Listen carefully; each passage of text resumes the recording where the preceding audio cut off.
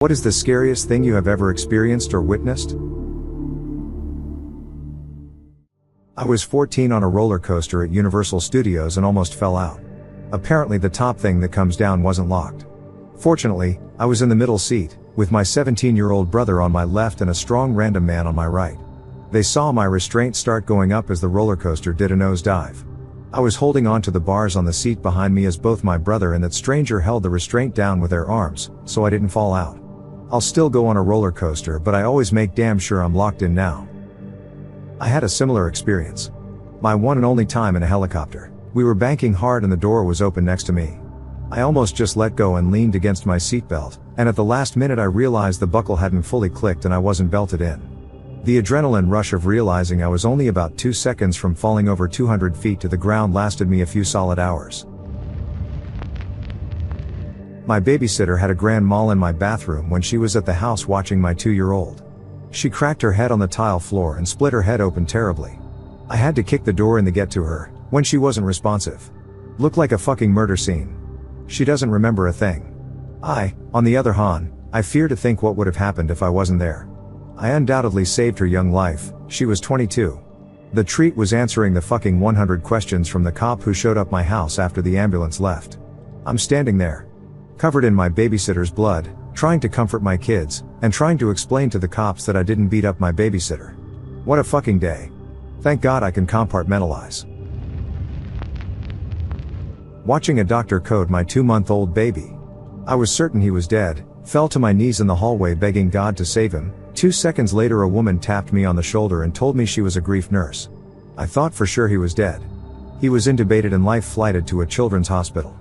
Hearing a doctor tell me my 1-year-old was in critical condition after a bowel obstruction, learning he was no longer breathing on his own and on a ventilator, his kidneys were no longer working, and his liver was starting to fail. That if he made it through the night, they thought he might survive. The image of him sedated on a ventilator, tubes all over him, will never leave my mind. I hate to ask, did he make it? He did. I thank God, the universe, and whatever else every day. Because his first obstruction was caused by adhesions from a surgery a year prior, he will always be at risk for another. Anytime he tells me his stomach hurts, I break out in a sweat and make him drink something and try to poop. If he can't poop and throws up after drinking, straight to the ER. I'll always fear he'll have another. Was moving to another state. Driving cross country.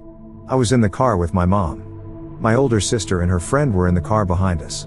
I woke up to my mom gasping. I wasn't sure what I expected, but I turned around in my seat and saw my sister's car flipping through the air. It was like slow motion. When the vehicle came to a stop, my mom ran over to my sister's friend, who was ejected from the vehicle, and took care of her. I walked around looking for my cats that were in the car. I was only 9, so my mom screamed at me not to go to the car my sister was in and not to go by where her friend was laying. As I was looking for my cats and processing, I saw my sister limping over. Her left foot was covered in blood and glass and her just crying and asking where her friend was. Her car rolled 7.5 times. It was unrecognizable as a vehicle.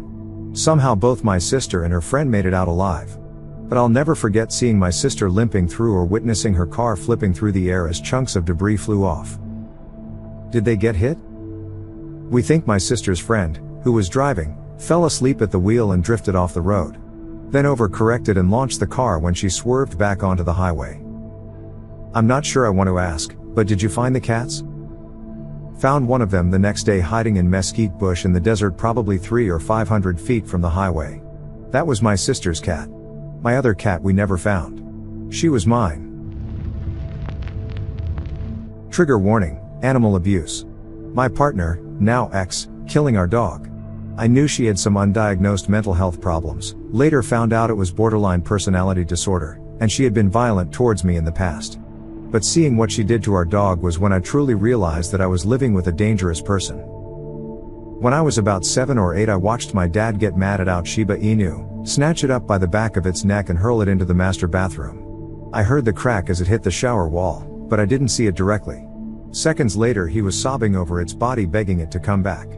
Yes, my father was a monster. Yes, I believe he had multiple undiagnosed mental illnesses. Yes, I survived my childhood and made it out. Closest he ever came to killing me was aiming his loaded handgun at me when he saw how scared I looked, also around age 8. My mother, who generally just let him get away with his abuse. I've never heard her scream so damn loud when he did that. Might be one of the rare times that she scared him. Never saw that handgun again. I intentionally never looked for it as a teen as I was afraid what I was going to do if I found it. I'm sorry you had to see that, from a partner no less. I used to be a heroin addict and I have seen some scary things meth psychosis. I've had a loaded shotgun pointed at my face by a tweaker who hadn't slept in days, who was convinced that I had painted his room when he wasn't in it and that I had dug a tunnel in his walls and was moving through his walls to play tricks on him. He also was convinced that he had bugs living in his face and he would pick at himself with tweezers and keep the specimens in little baggies to look at with a microscope. I was kind of trapped at his house because he gave me free heroin and I didn't know how to escape the cycle of addiction. I live a totally normal life now. I've been sober for 7 years, but moments like that still flash through my mind occasionally when I'm trying to sleep. This is probably it for me. I was in the presence of someone going through an episode of acid/weed-induced psychosis. Straight up, no exaggeration, horror movie shit. When someone's strings just fucking snap, it's like they aren't human anymore, and they have unevolved to be just an animal with no self-awareness or anything. I thought she may kill herself in front of me just because of the number of times she hit her head into something. Had to be carted away harnessed down to a stretcher. I was a kid in the 80s when our school changed the med policy such that it everything locked with the nurse. Had an asthma attack but no one could find the nurse or the keys, passed out/woke up intubated in the ER, apparently almost died. The slow feeling of suffocation is terrifying. Saving a younger friend from drowning, he was in a full panic when I got to him. He almost took me out by thrusting himself upwards and me way down when I wasn't expecting it. Came so close to taking water in. Rip-tied off Maui a couple years later, sent a friend and I out to sea quickly. We were dumb kids who didn't know ocean safety basics, like swimming parallel to shore if caught in one. We caught the attention of the entire beach, were exhausted by the time we got the message to swim parallel. We'd float on our backs but that had cast us further out. By the time we got to the shore our legs were like jello/didn't work, so we almost drowned near the shore after we couldn't keep our heads above the waves. Saved by a couple local guys who carried us in their arms to the beach, dozens of people surrounding us. Finally, mass shooting at a mall, Tacoma, where the only reason my wife and I weren't directly in front of the shooter when he opened fire is that my wife turned us around to go back into the Suncoast for some friend's DVDs. She remembered it'd be a good gift for a friend. Shots went off and kept going off, the shots and screams echoing up and down the hallways. Got locked in the Suncoast for a bit, Christmas music playing in the background as people are getting shot/screaming. Probably 10 or 15 years ago I saw a random light shining from a field while driving down intersection 40 late one night. I thought, that's a weird place for a light, but kept driving. A couple of days later, a farmer found the source of the light, a motorcycle that had left the road and killed the rider. It still bugs me that I didn't stop. I was a burn surgeon for a while and I'll never forget one of my first night shifts. We were the largest burn center in the country, so we got the worst cases, so when the first responders contacted us that they're bringing several patients from a house fire we weren't too surprised, business as usual. A family home had been burning, and a family of 6 had been inside. Mother and grandmother died on site, firefighters couldn't rescue them. Father, more than 80% burned 3rd degree, grandfather threw his granddaughter out of a 2nd-story window to save her, she was okay apart from some fractures. He suffered some 2nd and 3rd degree burns but was stable besides some smoke inhalation. What I'll never forget and to this day haunts me is the screams of this child. Her yelling at the first responder, "You left my mom to die," paired with the 1,000-yard stare of a man who just lost his daughter and wife, and made the decision to save his granddaughter. All of us working felt truly profound despair and fear that night. I've spent a lot of my life on an island. There is an area with cliffs that people use for cliff jumping. I did it once and it was enough for me. Not only was the jumping part dangerous, but getting out was an entirely different story. I remember one morning driving to work and seeing there were very big waves in the bay. Not a day to go in the water, I remember thinking. Well, that day this local brought his good friend from out of state to go cliff jumping. For some reason he had them jump into this sort of canyon. Really stupid because the waves were already big and the canyon just amplified the effect of the water going up and down. So, the local jumps in and gets out, making it look easy. So his friend then jumps in. His friend's body wasn't retrieved for 24 hours. Another nightmare was about a girl who jumped from the place usually used for cliff jumping. But she didn't jump out far enough. My friend was on the volunteer fire department and was on call. He said the girl had pretty much had her entire butt torn off from rubbing against the barnacle-covered rocks. When they lifted her stretcher, the blood just poured off like a waterfall. He said he will never forget her screams or all the blood.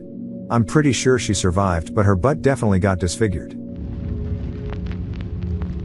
Freak hailstorm that came with a tornado warning.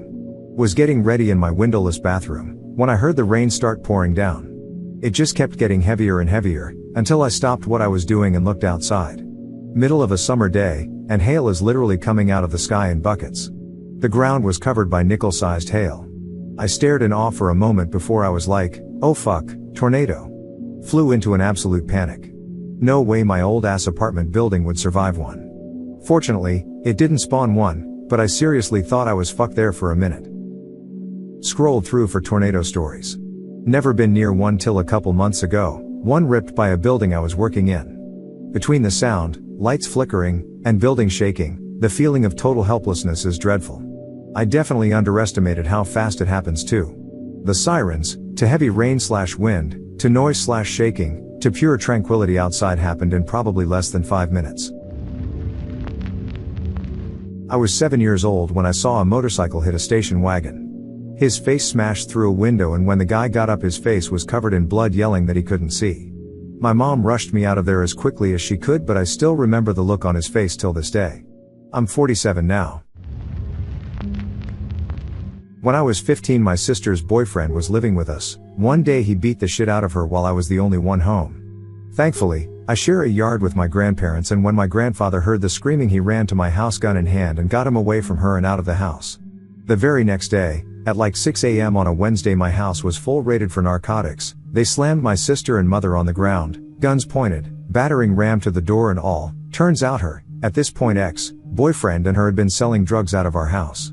So, within 24 hours I witnessed my sister get the absolute hot dog water beat out of her, then woke up to screaming and had a gun pointed to my head. Fun times. I don't know if you know this, but the ex 100% snitched her. The cops were super cool after they realized what the current situation at hand was. They'd told us they were watching him, the ex, very closely, since he'd moved in with us, so I guess he was already on radar. I'm so sorry for all of you. Did your sister go to jail for the drugs? What about the bastard ex? Not that time lol, all of us were good to go. Ex went to prison a few states down for graping someone, sister recently died. Oh dude. I'm so sorry about your sister. Hope you're doing okay. Such is life, I appreciate it though. I live in London. Last year I lived in Stoke Newington, on the high street, and there was a loud bang. I went to look out the window and saw people start to run, then I hear 2 more bangs and a gunman came into view. Right in front of my window. I was not on the ground floor, but the second floor. I hadn't noticed there was a getaway SUV right in the middle of the road. The guy, with the gun in his hand, looked up and made eye contact with me before getting into his car. I guess, it wasn't scary, just shocking. It's Hackney, but extremely gentrified. Seeing my dad go from laughing to dying inside was probably the scariest thing I've seen though. Seeing an RPG fly over our heads while in a firefight in Afghanistan. That was an interesting day. Was it coming, or going? It was incoming, but luckily for me, I had a grenade launcher. Finding my husband face down in bed making weird sucking/snoring noises, half seizing because he was suffering from a brain bleed post-COVID. He made a full recovery as I found him quickly and somehow picked up his 200-pound self and flipped him over so he could breathe. I've been through a lot of shit in my life, but that takes the cake. Adrenaline is pretty much super soldier serum. Glad you found him when you did and he was able to make a full recovery.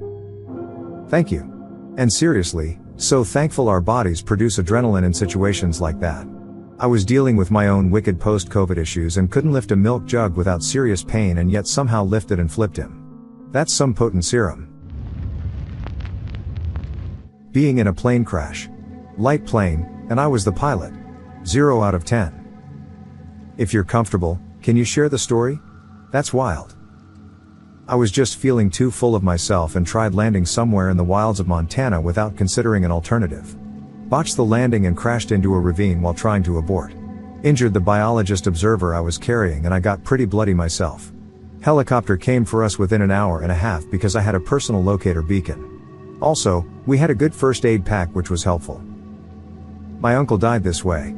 Crashed into the side of a mountain. Luckily, they said his death was instantaneous. Glad you made it. I'm coming up on my 1-year anniversary of an accident I had last Memorial Day. I was out on a boat with some friends and decided to cliff jump, which was something I had done plenty of times prior. This was from a height of 30 feet max. I jumped and landed normally, and as I was breaching the water to surface, a grown man landed on me. He impacted my head and right side. I don't remember much about this incident after jumping. I can recall my friend jumping out of the boat with a float to retrieve me from the water because I was hyperventilating and in shock. It freaks me out that I had such a close call. And my brain will try to tell me that since I wasn't in critical condition, that I shouldn't be as affected. But it was extremely traumatizing. I made out with a bruising, a concussion, and cracked ribs. Wow, that's scary. I can't believe your physical injuries weren't more severe. Are you completely healed? I agree. The outcome could have been much worse. I feel wildly lucky. For the most part, yes.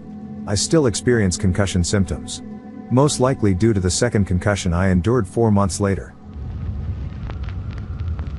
Home burglary in the middle of night growing up was quite terrifying and still think about it to this day. Care to share any more details? This has always been my biggest fear.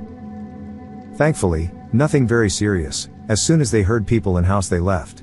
So biggest recommendation is to get an alarm and or a security setup of some sorts. A dog also helps. We got one later in life and certainly keeps me a little more comfortable at night with her. Was surfing with friends in Nicaragua when one of them had a seizure and basically died Baywatch style. Saw him floating in the water upside down. Me and my other buddy were able to swim him to shore, but he was out cold. We thought he was dead for sure. A local performed something similar to CPR, but like mixed with some voodoo magic and was able to revive my friend. Anyways, it was very scary believing my buddy had just drowned in front of me. What do you mean voodoo magic? The lady did some physical things, similar to CPR, but he wasn't coming to. She then put a smallish stone on his chest and moved her hands just above saying/chanting something, and within a few moments he sprung back to life. I have no idea what it was that she did. This year my wife woke me in the middle of the night and said she swallowed a bottle of pills. She would up spending a week in the hospital. I don't want to imagine how this feels. Hugs. Been through it more than once. Been there. My ex-husband with BPD, and about a 3-foot stack of other diagnoses, attempted multiple times and harmed himself in the extreme. Frankly, it's no way to live. When he discarded me I was distraught, but honestly, it was the best thing to happen to me. I no longer had to live with the constant fear that today would be the day I walked into my house to find him dead. Oof, I have a few. I lived in New Orleans where the Hard Rock collapsed, right down the street. I wasn't feeling good one day so I stayed home from classes that day. Heard a massive rumble, and found out maybe 20 minutes later the hotel had collapsed into the street. They had to evacuate a bus or a streetcar afterwards, I don't remember which, and it was weird because I was supposed to be there that morning. No one on the bus was injured, thankfully, but 3 people were killed. It was uncanny. Same year, I was waiting on a bus to go somewhere, and normally stood on the street corner straight ahead from my apartment. The bus stopped on the corner on the other side of the street, but I waiting on the other side for better Wi-Fi signal lol. Did that every day for months, and then one day just randomly decided to wait on the right corner instead at the last minute. Not even 2 minutes after I crossed the street, some idiot rammed into the pole I had just been standing against. If I hadn't moved, I may not have heard them coming because of my headphones, and very well may have gotten hurt. Been in a domestic violence situation where a partner refused to let me leave the house, and blocked the door from my exit. I was terrified this crazy motherfucker was going to hurt me, or themselves. Different partner, a few years back, was an alcoholic, apparently. Didn't learn that until the idiot moved in.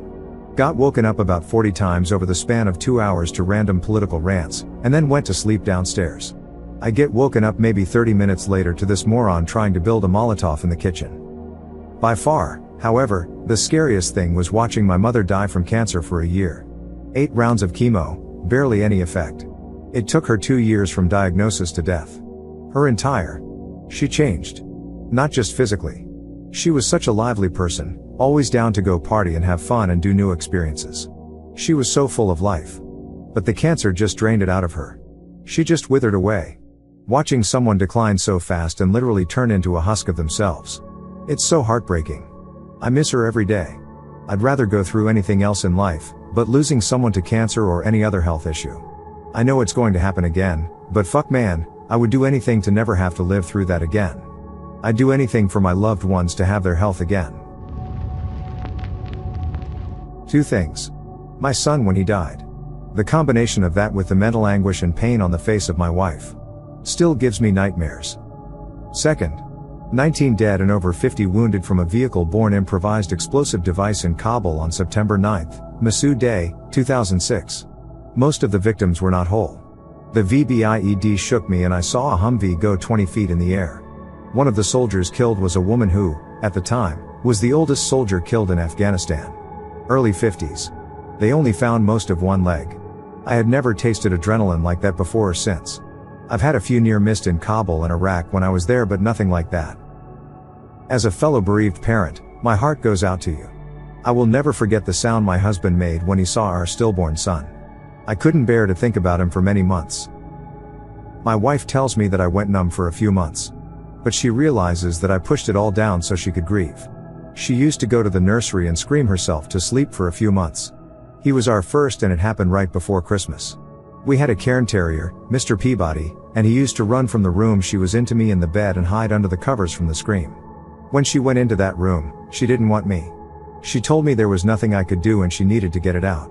I hope you are well. I am thankful for the 3 children we had afterward, but always think about the one we don't. It's a grief I wouldn't wish on anyone. Living children don't replace or erase the ones that were lost, but mine and I'm sure yours have been a great comfort. A. From the 12th floor. As a first responder, we got there and he was still threatening the jump, but as soon as he saw some of us going inside the hotel to access his room, he jumped before verbal contact. Closed my eyes, didn't follow him, but heard the sound. Unfortunately, he fell feet first and on the grass. Didn't die right away. When we got to him, he was shattered and gurgling, exposed bones in all limbs. We knew there was nothing to do, but started trauma protocol, and he failed a minute later. I can't imagine the pain he was in. To this day I call out any workers I see working heights without proper safety protocol. Seeing a human body shattered like that will give you newfound respect for safety and patience in your daily life. To any who read this and have any intention of ending your life, I have no idea what you are going through.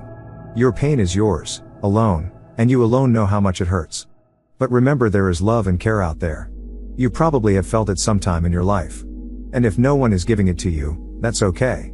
There's still time. You deserve it as much as anyone else. Maybe even more so.